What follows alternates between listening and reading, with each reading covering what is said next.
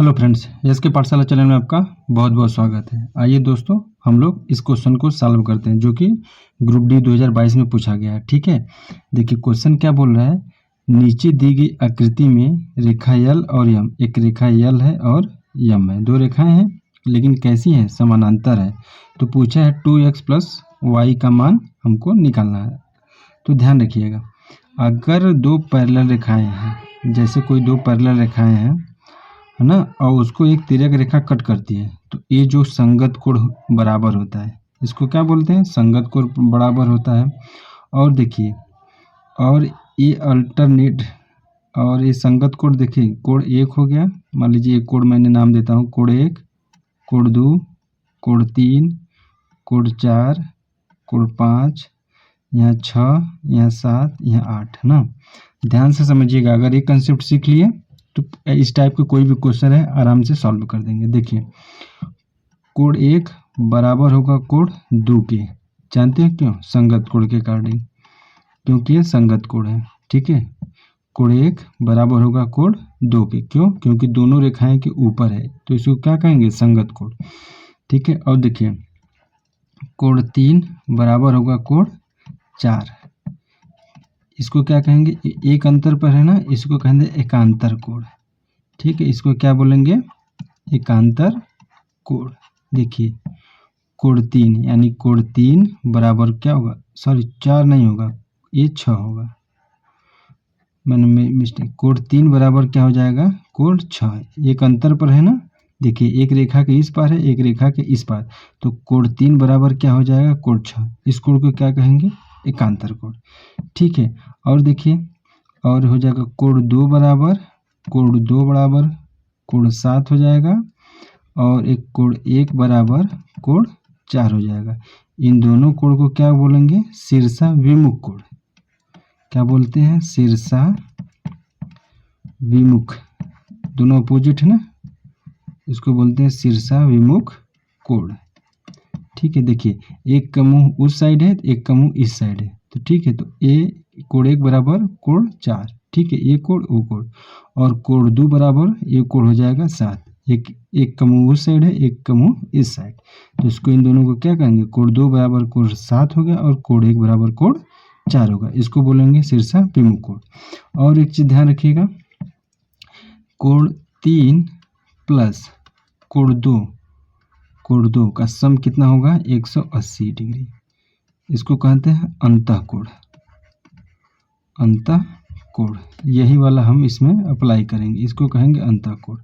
ठीक है, कोण तीन प्लस कोण दो, यानी अगर कोई दो समांतर रेखाएं हैं, एक तिरछा रेखा काट रही है, तो एक कोण और इस कोण का सम कितना होगा, 180 डिग्री।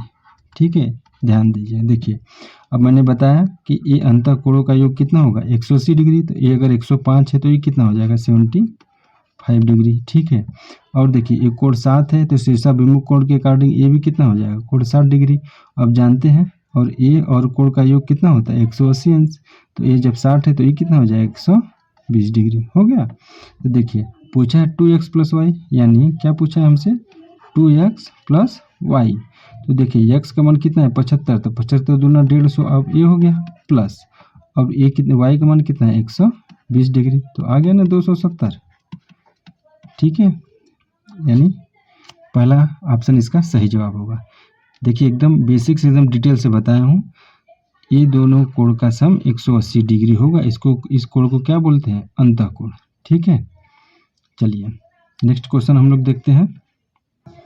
आइए देखिए, एक क्वेश्चन क्या बोल रहा है, एक व्यक्ति ने 75,000 की धनराशि 7.5% वार्षिक साधारण ब्याज की दर से 6 वर्ष के लिए निवेश किया, तो 6 वर्ष बाद प्राप्त होने वाला मिश्र धन ज्ञात कीजिए। देखिए, आप तो बेसिक तो सब बता देगा, और हम आपको बताएंगे एडवांस मेथड, जो सटाक दे आंसर आ जाएगा। कैसे आएगा, फटाक से आंसर आएगा ना।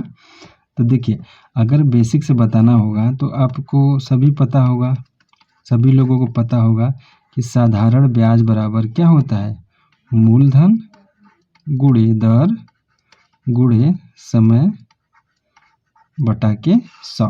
ठीक है, इसे हम लोग ब्याज निकाल देंगे, और हम लोग जानते हैं मिश्र धन बराबर क्या होगा, मिश्र धन बराबर क्या होता है, मूलधन प्लस में ब्याज। ठीक है, यही आपका मिश्र धन हो जाएगा। यहाँ से साधारण ब्याज निकाल के इसी प्रिंसिपल में जोड़ देंगे तो आंसर आ जाएगा। ये तो आप लोग कर लेंगे और बाकी टीचर भी ऐसे आपको बता देंगे, लेकिन हम क्या बताएंगे देखिएगा, ध्यान से सुन। कोई भी चीज़ अपने आप में 100% होती है। ठीक है, ठीक है, इसका प्रिंसिपल क्या होगा 100%। देखिए, अगर एक साल में ब्याज 1 ईयर में ब्याज कितना मिल, ध्यान से समझिएगा, 7 से 1/2%। एक साल में ब्याज अगर 7.5% मिल रहा है तो 6 साल में ब्याज कितना मिलेगा। ठीक है, तो देखिए 7 दूना 14, 15/2% होगा एक साल में, तो हम 6 का गुणा कर देंगे, 2 1 2, 2 3 6, यानी 15 तिया 45%। ठीक है, देखिए 45% हमको क्या मिल गया, ब्याज मिल गया। देखिए मैं समझा रहा हूँ इसलिए आपको थोड़ा सा टाइम लग रहा है, लेकिन एक बार अगर समझ लेंगे तो चुटकियों में आंसर निकाल देंगे। ठीक है, देखिए प्रिंसिपल हो गया 100% और देखिए 6 साल में ब्याज हमको कितना मिलेगा 45%। प्रिंसिपल प्लस ब्याज यही तो होता है मिश्र धन। तो मिश्र धन कितना होगा, अमाउंट कितना हुआ आपका 145%, यही तो होगा 145%, यही आपका हो गया। और 100% की वैल्यू दिया है कितना 7500। देखिए 100% की वैल्यू कितना दिया है 75,000, 7,500 नहीं 75,000। तो देखिए 1% की वैल्यू यहाँ से निकाल लीजिए कितना है 750।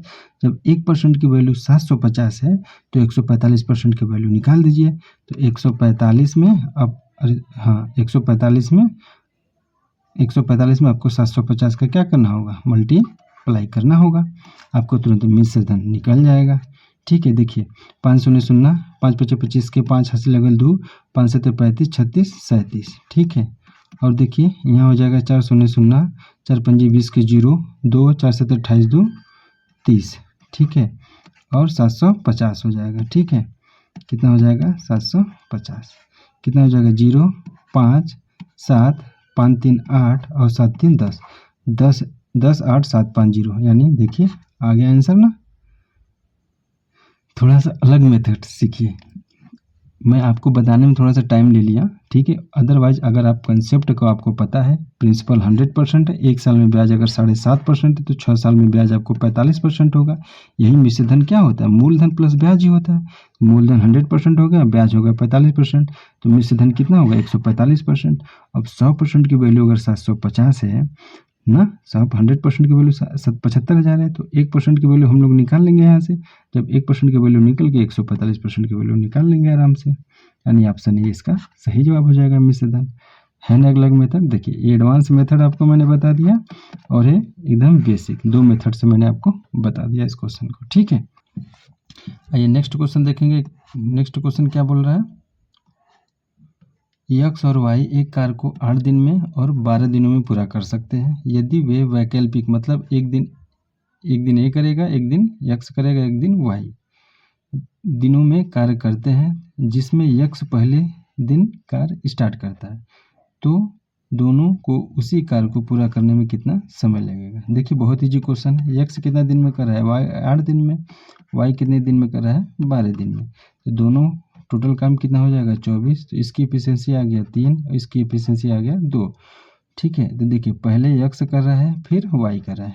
पहला दिन क्या हो रहा है, यक्स कर रहा है और दूसरा दिन वाई कर रहा है। ठीक है, यक्स अगर करेगा तो 3 काम करेगा, वाई करेगा तो 2 काम करेगा, यानी 2 दिन में कितना काम कर दे रहे हैं ये लोग, 5 काम कर दे रहे हैं। 5 और कर हमको कराना कितना है 24 काम।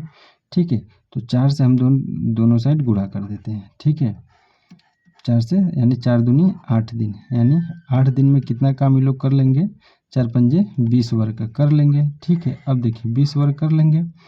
अब स्टार्ट कौन किया था, यक्स।